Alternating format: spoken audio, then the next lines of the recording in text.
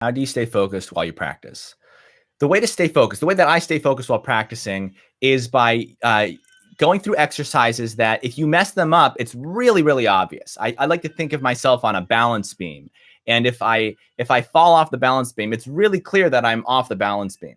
So what do I mean by that?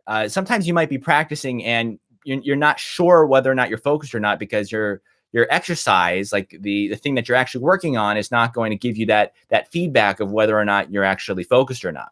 So if you take, for instance, just a really basic sort of overarching way to practice with a metronome, right? If you practice with a metronome and then you get off from the metronome, it's sort of a very clear indicator that you've lost focus because you're no longer, with that external timekeeping device.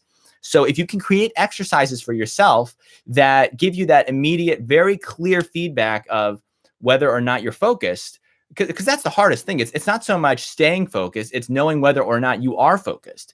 So much of the time you might be practicing and you're not even realizing you're thinking about like what you had for breakfast or what you're going to have for dinner.